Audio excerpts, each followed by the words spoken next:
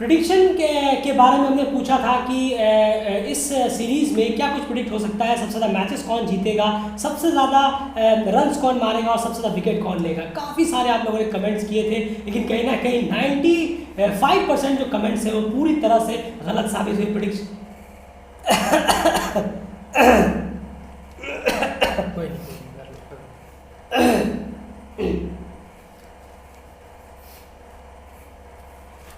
Cricket world cup league 2 में हमने prediction के बारे में आप सबसे पूछा था कि इस राउंड में सबसे ज़्यादा मैचेस कौन सी टीम जीतेगी, कौन कौन सी टीम कितनी कितनी मैचेस जीतेगी और मोस्ट रन किन की तरफ से होंगे, मोस्ट विकेट टेकर सबसे कौन होगा। तो इसमें बहुत सारे लोगों ने कमेंट किया, काफ़ी कमेंट्स आए थे, लेकिन 95% करीब जो कमेंट्स हैं वो पूरी तरह से अपनी प्रिडिक्शन में गलत साबित हुए। सिर्फ गलत साबित नहीं हुए, पूरे औंधे बूंद के सारे प्रिडिक्शन गलत हुए। खैर इसमें कोई बड़ी बात नहीं है, एक तुक्के वाली बात होती है, लेकिन फिर भी थोड़ी बहुत सोच समझ यूज़ करके अगर प्रिडिक्ट किया होता मोस्टली लोगों ने तो कहीं ना कहीं कुछ आसपास होता। लेकिन इसमें भी कुछ ऐसे लोग हैं जिन्होंने बिल्कुल परफेक्ट प्रिडिक्ट किया था। हमने कहा था कि जिनका सही जाएगा उनका हम वीडियो में शाउट आउट जरूर करेंगे। सबसे पहले आपको जल्दी से बता दें, उस पर एनालिसिस में पहुंचते हैं।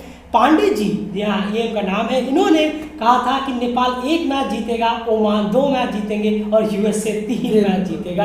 अब देखिए नियर अबाउट परफेक्ट प्रेडिक्शन था इनका विनिंग में। अगर कहें नेपाल ने 1 मैच जीता, ओमान ने 2 मैच जीते और यूएसए ने ऑलमोस्ट 3 मैच जीते, 2.5 मैच जीते, हारे तो नहीं वो तीसरा मैच। तो बिल्कुल लगभग सही प्रेडिक्शन है पांडे जी आपका। उसके बाद बात करें बिसो सापकोटा, अमित रिमल, रुद्रा फुयान और एके बिग गाय, इन चारों ने ही कहा था कि मोस्ट हाईएस्ट विकेट टेकर करण केसी होंगे और ये आंसर उनका बिल्कुल सही है। तो कांग्रेचुलेशन आप पांचों को, जिनका बिल्कुल सटीक गया। खासकर मैं थोड़ा हैरान हूँ, करण केसी वजह से हैरान नहीं हूँ, लेकिन जो मैच का वो बिल्कुल हैरान करता है। ना ही वो एडिटेड कमेंट है जो आप लोग समझे कि बाद में कहीं एडिट कर दिया हो, ऐसा बिल्कुल भी नहीं है। हमने पहले ही स्क्रीनशॉट ले लिए थे शुरू में ही, जब राउंड शुरू होने से पहले। खैर कांग्रेचुलेशन आप सबको। अब आ जाते हैं हम अपने सब मेन मुद्दे पे इस मैच के एनालिसिस में।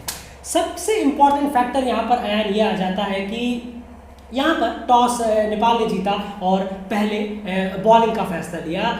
मैं ये नहीं कहूँगा कि यहाँ पर फैसला कुछ ज़्यादा ही गलत हो गया या टॉस के ऊपर ब्लेम दे दें या कैप्टन को ब्लेम दे दें, क्योंकि जहाँ पर ब्लेम करने लायक है वहाँ पर आप ब्लेम दे सकते हैं। अब हर बात पे, हर चीज़ पे अगर कैप्टन को हम यहाँ पर कहें तो भी कहीं ना कहीं गलत होगा, क्योंकि मुझे नहीं लगता कि पिच इस पूरे यूएसए राउंड में, इस ओमान और इस राउंड में ऐसा कभी हुआ है कि फर्स्ट फेज में अलग बिहेव कर रही है और सेकंड फेज में राउंड में अलग बिहेव कर रही है इनिंग में। ऐसा बिल्कुल भी अभी तक इस राउंड में हुआ नहीं है। तो टॉस जीतकर उन्होंने बॉलिंग भी ली, तो इतना कुछ गलत फैसला वहाँ पर नहीं हो सकता। हाँ, एक चीज़ ज़रूर वहाँ पर गलत अगर आपके माइंड में हो सकती है कि अगर आपकी टीम चेस करते हुए स्ट्रगल करती है, आपको पता है, तो कहीं ना कहीं चेस करना गलत यहाँ पर साबित हुआ नेपाल के लिए। चलिए शुरुआत करें। यूएसए ने पहले बैटिंग की है और कहना होगा you have to feel for Karan केसी।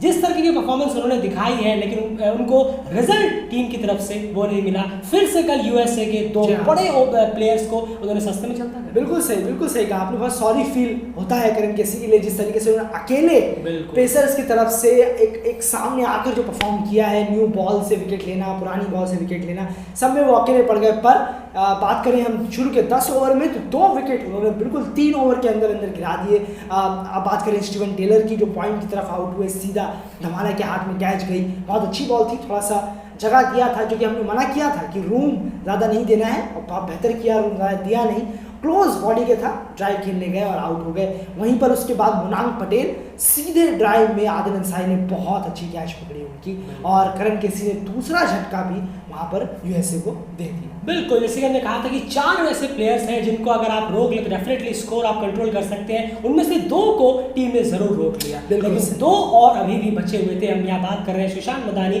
और एरन जॉन्स की, और यहीं पर कहीं ना कहीं वो जो पार्टनरशिप बिल्डअप हुई थोड़ी सी, उसने कुछ मोमेंटम जरूर दिया है। बिल्कुल सही कहा आपने। 88 रन की पार्टनरशिप हुई है दोनों के बीच में, और बहुत ही अच्छे तरीके से खेले हैं। स्लो इनिंग जरूर कहेंगे, कंडीशन को देखते हुए कि 2 विकेट गिर गए हैं, हमारे इतने बड़े बड़े प्लेयर इम्पॉर्टेंट, हाँ इनफॉर्म प्लेयर वापस डगआउट में चले गए, उसके बाद ऐसी रिकवरी करना, ये अपने आप में बहुत शानदार है। दोनों ने 50 ओवर की पार्टनरशिप की, और कहना होगा कि सुशांत मदानी ने बहुत अच्छी काम 50 जब ज़रूरत थी, इसे कहते हैं इनिंग। जब उसी के साथ फिर जैसे ही ये पार्टनरशिप बिल्डअप हो रही थी, लेकिन उसके बाद यहाँ पर बहुत ही अच्छा एक ब्रेक थ्रो दीपेंद्र सिंह ने दिलाया।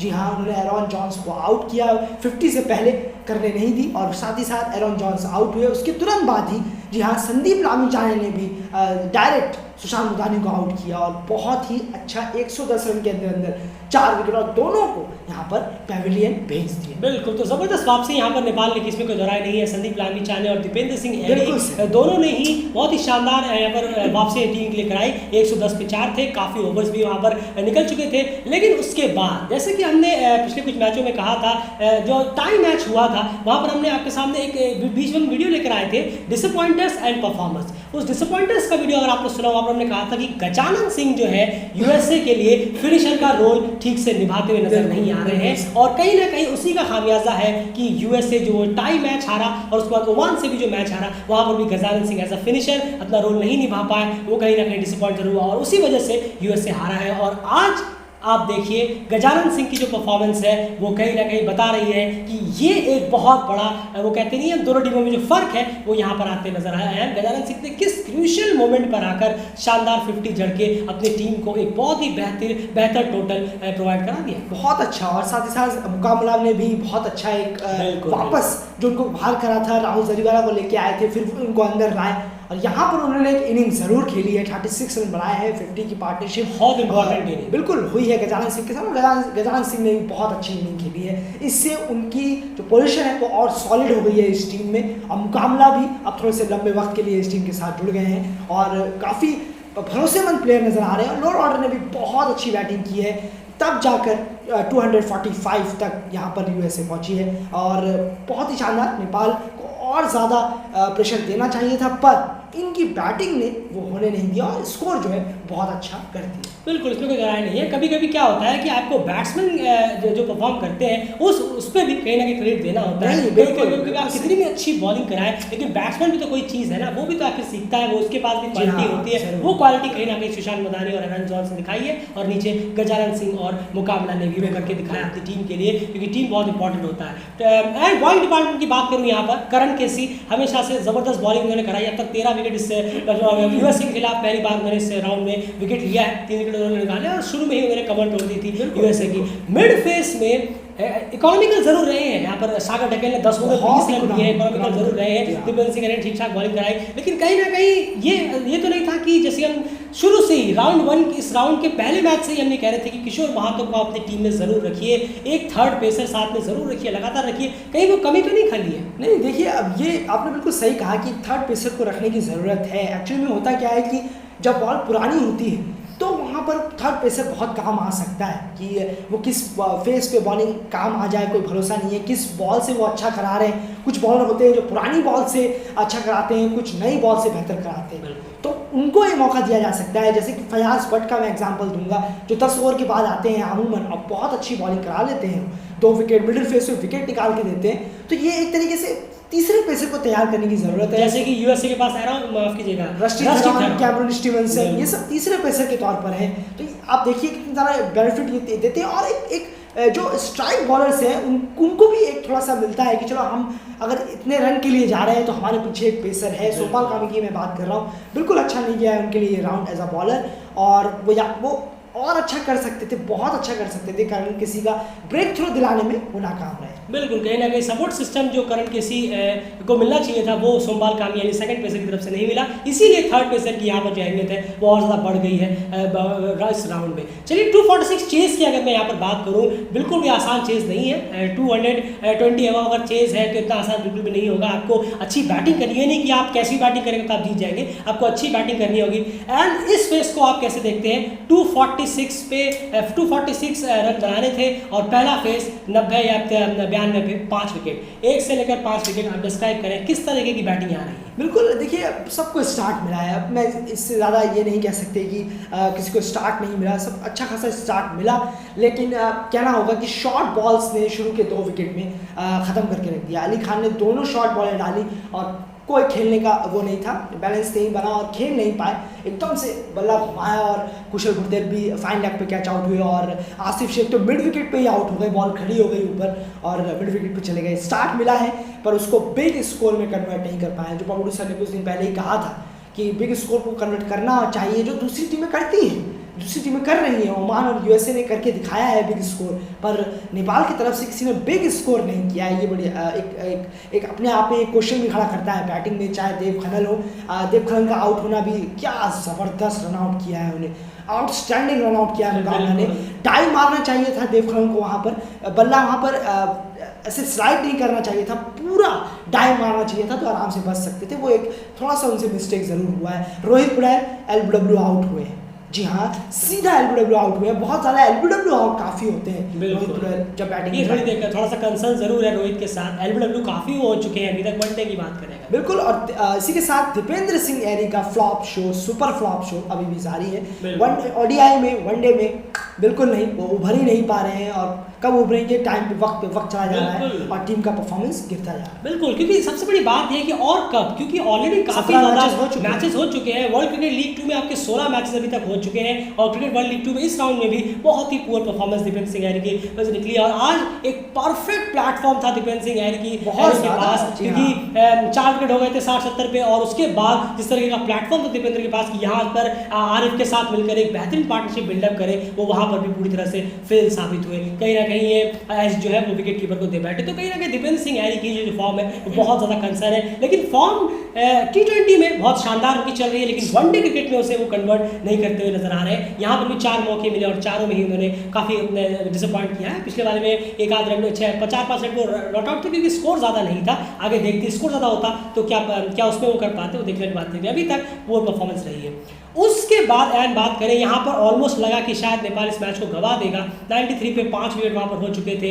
उसके बाद आरिफ शेख और सोमपाल का, आप में से जितने भी हमारे रेगुलर व्यूअर्स हैं, जितने भी लोग हमें सुनते हैं और पूरा वीडियो हमारा सुनते हैं, क्योंकि आधा वीडियो आप सुनेंगे तो आपको शायद समझ में नहीं आएगा, जो भी पूरा वीडियो सुनते हैं, एंड बहुत पहले से, शायद जिम्बाब्वे जो ए टूर करने आई थी या उससे भी पहले से हमने लगातार ये कहा है कि सोमपाल कामी को 25-30 रेगुलरली अपनी टीम के लिए करना बहुत ज़्यादा ज़रूरी है।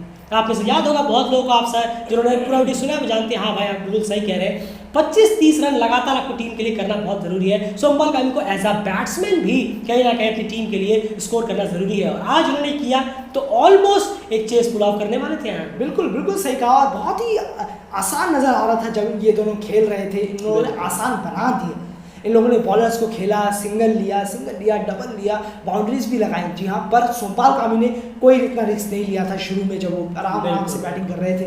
शानदार एक माइंड में था कि हाँ हमें जिताना है, हमारे ऊपर जिम्मेदारी है, जिम्मेदारी लेके खेल रहे हैं। ये अपने आप में एक बहुत अच्छा एक देखने को लग रहा था कि हाँ शायद नेपाल सही पाथ पे चल रहा है। दोनों बहुत ही अच्छी बैटिंग कर रहे थे तब तक, जब तक कि आरिफ शेख ने एक बहुत ही ज़्यादा ख़राब, या फिर कहें कि ज़रूरत शायद उनको लगी थी पर वो ज़रूरत थी नहीं जैसा उनके दिमाग में था, या फिर सौरभ नेत्रवलकर ने इतना प्रेशर डाल दिया कीपर को आगे लाके। बिल्कुल। अब यहाँ पे मैं आपको छोटी सी चीज़ समझाऊँ। आरिफ शेख आमूमन जिस डाउन पे वो आते हैं, अब तक वो उस डाउन पे जब बैटिंग करने के लिए आए हैं, मोस्टली वो प्रेशर वाला ही सिचुएशन होता है। जिस डाउन पे आरिफ शेख बैटिंग करने के लिए आते हैं, मोस्टली टीम प्रेशर में ही होती है। रेयरली ऐसा होता है कि, मैं नेपाल टीम की बात कर रहा हूँ, रेयरली ऐसा होता है कि आरिफ शेख बहुत आए और बहुत कंफर्टेबल 2-4 रन मार के उन्होंने टीम को जिता दिया।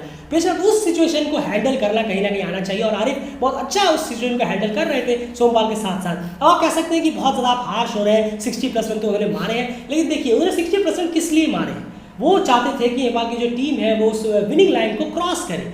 वो अपने शतक के लिए नहीं खेल रहे थे वहाँ पर, वो विनिंग लाइन को क्रॉस करें। अगर वही क्रॉस नहीं कर पाए तो आखिर 60 रन का क्या होगा? आप कह सकते हैं गुड एफर्ट, अच्छा एफर्ट, लेकिन लोग मूव ऑन करके आगे बढ़ जाएंगे। वहाँ पर सौरभ नेत्रवलकर के उस ओवर में 3 बॉलों में ऑलरेडी 5 रन आ चुके थे, जबकि आपको जो स्कोरिंग करनी थी वो रन बॉल थी। 6 या 7 रन पर ओवर वहाँ से चाहिए थे, 5 विकेट हाथ में थे, 3 बॉलों में आपको 5 रन मिल गए थे। उसके बावजूद भी वो उठाकर मारने वाला वो शॉट कहीं से भी जस्टिफाइड नहीं करता है। तो कहीं ना कहीं वहाँ पर जो एक कब्र खुदी आरिफ शेख के उस शॉट की वजह से, और दाद देना होगा यार सौरभ नेत्रवलकर को, उसके बाद पूरी तरह से मोमेंटम खो दिया। 199 पे 5 से 204-5 रन के अंदर पूरी की पूरी टीम एक बार ऑल आउट होती हुई नजर आ रहा है। उसका पूरा क्रेडिट सौरभ को जाता है। पहले उन्होंने आरिफ को आउट किया, फिर सोमपाल कामी को जबरदस्त रन आउट किया, करण केसी को बोल्ड किया, संदीप लामिछाने को बोल्ड किया। ये सब कुछ हुआ सिर्फ सौरभ के 2 ओवर के बीच में। किस तरह से देखते हैं? बहुत outstanding bowling, stump to stump line की वजह से आज यूएसए मैच जीत गया। बिल्कुल बेहतरीन डिस्प्ले हुआ है बॉलिंग की तरफ से। अली खान ने जबरदस्त बॉलिंग शॉर्ट बॉल का इस्तेमाल किया, सौरभ नेत्रवलकर ने अपनी लाइन लेंथ का इस्तेमाल किया बहुत ही, जिसके स्पीड के साथ अली खान ने वार किया था शुरू में और एग्जैक्टली वो हुआ भी।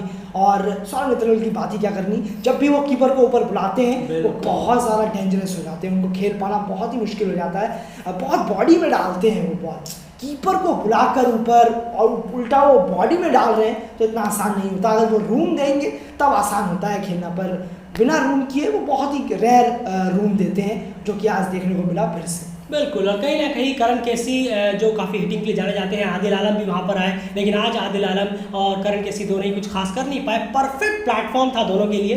5 ओवर में 40 करीब रन चाहिए थे, 40-45 रन करीब चाहिए थे, और करण केसी और आदिल आलम जैसे हिटर वहाँ मौजूद थे। लेकिन जिससे मैंने कहा इतना आसान बिल्कुल भी नहीं होता है, क्योंकि आपको दूसरी टीम के बॉलर्स को भी देखना होगा कि उनके पास भी कुछ क्वालिटी है, उनके पास भी बॉलिंग के तरीके हैं। और सौरभ ने जिस तरह से बॉलिंग कराई है बुमराह को ऊपर लाके, लाजवाब है। अली खान ने जो इकोनॉमिकल रहे लास्ट में वो भी लाजवाब है। तो कहीं ना कहीं एक कंफर्टेबल विन यहाँ पर यूएसए को मिली है, काफी बड़ी जीत यहाँ पर वो लेकर चले गए। अब सबसे बड़ी बात यह है कि सेकंड इनिंग में एंड पूरी तरह से यूएसए ने आउटक्लास कर दिया। ये कहीं देना होगा यूएसए को, जिस तरह की उनकी परफॉर्मेंस रही है। बिल्कुल, और वाकई में शानदार परफॉर्मेंस किया है बॉलिंग यूनिट ने, खासकर अपने स्पिनर्स ने भी बहुत इकोनॉमिकल रहे हैं। कहा था हमने मैच प्रीव्यू में भी कि स्पिनर पर थोड़ा अटैक करके चलना होगा, वो हुआ नहीं।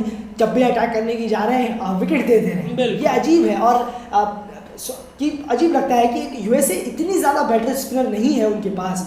निज़र पटेल ज़रूर है, नॉस्टूस भी ज़रूर है, बहुत अच्छे हैं, इसमें कोई जाना नहीं है, पर वो क्वालिटी नहीं है विकेट टेकिंग नहीं औरों के पास। जी हाँ, बिल्कुल सही कहा आपने, विकेट टेकिंग बहुत रेयरी विकेट लेते हैं, पर इकोनॉमिकल बहुत रहते हैं, क्योंकि दूसरी टीम ऑब्वियसली वो सोचती है कि ये बहुत बेटर क्वालिटी के स्पिनर हैं, इनकी अच्छी लाइन, पर हाँ विकेट टू विकेट ज़रूर रखते हैं, ये उनकी ज़रूर खासियत है। बिल्कुल, तो कहीं ना कहीं कहना होगा कि यूएसए के लिए ये सबसे बेहतरीन राउंड हुआ है। वो सिर्फ एक मैच इस राउंड में हारे हैं, और नेपाल के खिलाफ क्रिकेट वर्ल्ड लीग 2 के किसी भी राउंड में सबसे बेहतरीन परफॉर्मेंस उनकी इस राउंड में हुई है। अनबीटन गए हैं वो नेपाल के खिलाफ, पहली बार वर्ल्ड क्रिकेट लीग 2 के किसी राउंड में एक मैच टाई और एक मैच जीत। तो कहना होगा यूएसए ने बहुत बेहतर परफॉर्मेंस किया है। किसी ने नहीं सोचा था कि यूएसए वो टीम होगी जो सिर्फ एक मैच हारेगी इस राउंड में। डेफिनेटली बहुत ही खराब परफॉर्मेंस यहाँ पर कहना होगा नेपाल की तरफ से हुआ है। और उसके बाद हम यहाँ बात करें ओमान से भी एक्सपेक्टेड था कि वो ज़्यादा मैचेस जीतेंगे। वर्ल्ड क्रिकेट लीग 2 में इस राउंड में हमने कहा था कि नेपाल 2 मैचेस कम से कम जीतता हुआ नजर आएगा। आपने अगर हमारा प्रेडिक्शन पहले सुना होगा या फिर आप जाके दोबारा सुन सकते हैं अगर आपको लगे कि नहीं गलत है। हमने 2 वहाँ पर मैचेस कहे थे और यहाँ पर 1 मैच जीता है। आप कह सकते हैं हम भी यहाँ पर गलत है, लेकिन इतनी तो उम्मीद थी कि ये टीम 2 मैच तो कम से कम जरूर जीतेगी, 1 मैच टाइम और 1 मैच जीत। फिलहाल इस एनालिसिस में इतना ही। ओवरऑल अगर बात करें तो परफॉर्मेंस रिपोर्ट कार्ड लेकर जरूर आएंगे कि कौन क्या रहा है, किस तरह की परफॉर्मेंस रही है। लेकिन ओवरऑल यूएसए जो है वो इस राउंड का चैंपियन बनकर निकला है, और यूएसए डेफिनेटली काफ़ी ज़्यादा सरदर्द बनता जा रहा है नामीबिया और नेपाल के लिए इस राउंड इस क्रिकेट वर्ल्ड कप लीग 2 में। फिलहाल इस वीडियो में इतना ही। चैनल को सब्सक्राइब जरूर करिए और बने रहिए क्रिकेट चैनल के साथ। लगातार आपको अपडेट्स मिलती रहेंगी। कम्युनिटी टैब चेक करना मत भूलिएगा और बने रहिए, चैनल को सब्सक्राइब जरूर करिए।